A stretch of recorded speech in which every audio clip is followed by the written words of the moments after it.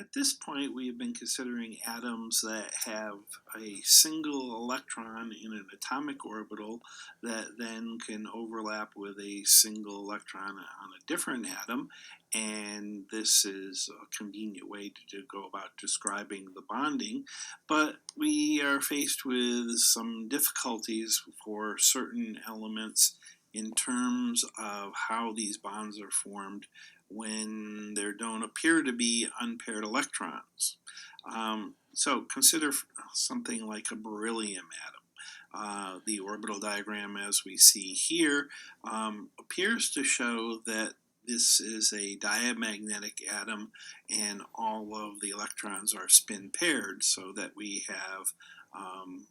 no net spin and no unpaired electrons to form bonds with. Well, in this case, we got to remember that there's not a lot of energy difference between the 2s and the 2p orbitals, the subshells that represent the valence shell for beryllium. And so in this particular case, how do we get to form relatively stable molecules for something like BF2 and BEH2?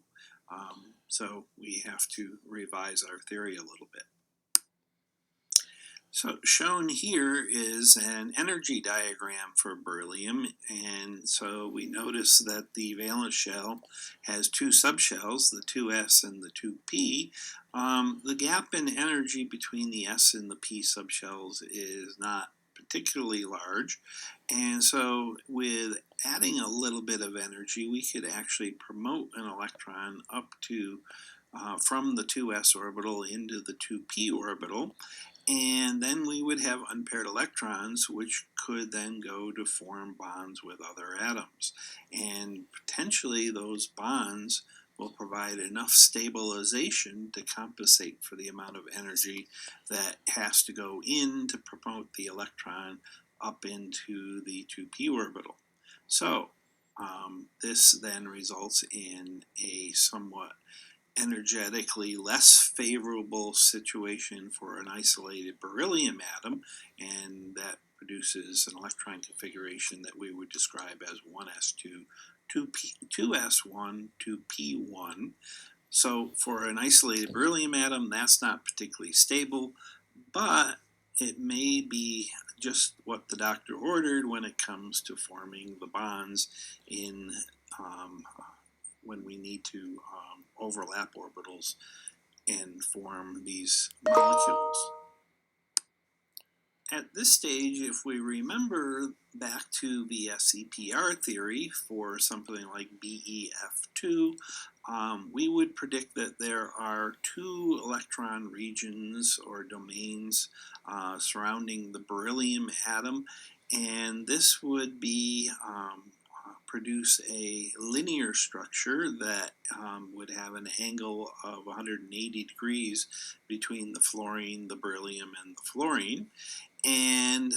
so therefore we need to discuss how would the s and p orbitals on a beryllium atom overlap one another to form two of the necessary orbitals to form the bonds, and that would be required to form this linear molecule. So we then have to talk about the hybridization of the atomic orbitals that then produces the appropriate molecular. In valence bond theory, we use the idea that when we promote an electron from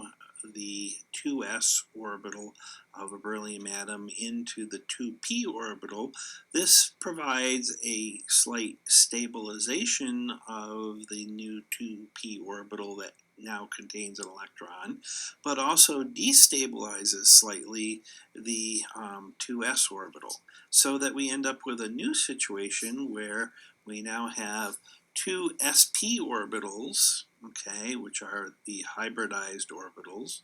that both contain a single unpaired electron, and then at slightly higher energy to that are the 2p orbitals that do not contain electrons. And so it is these hybridized orbitals that are a combination of an s and a p orbital that then point in the right direction to produce the uh, bonds that we will need to make our beryllium difluoride. At this point, we need to remember that these orbitals can have phase associated with them, just like a wave on the ocean can have a crest and a trough. And that's true for the p orbitals, that the one lobe of the p orbital will have a positive phase, a crest, if you will, and the opposite lobe will have a trough. And so these are designated with the positive and negative signs, as you see here for the px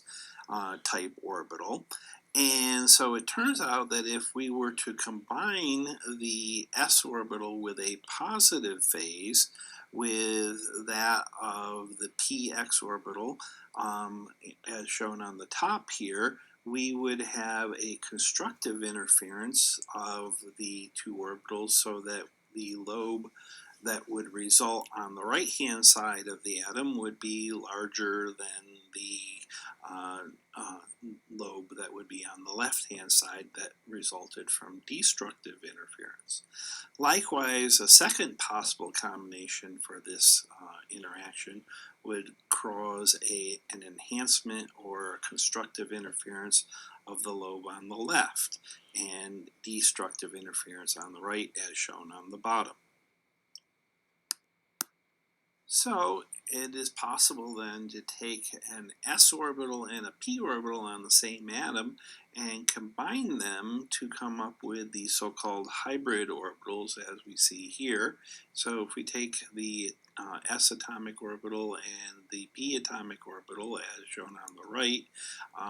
and then combine them together, we end up with two hybrid orbitals that then are shown down here on the bottom. One of those hybrid orbitals would be mainly pointed off to the left,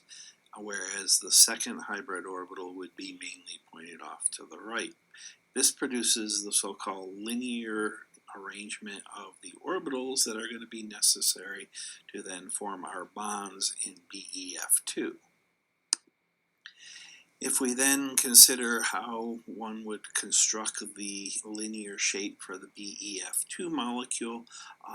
we then have to combine our sp hybrid orbitals on the beryllium with the p orbitals of the fluorine atoms, the two fluorine atoms, to then form our bonds, our covalent bonds between the beryllium and the fluorine. And in this case, you see that the hybrid orbitals of the beryllium then overlap with the p orbitals on each of the fluorines, producing a constructive interference,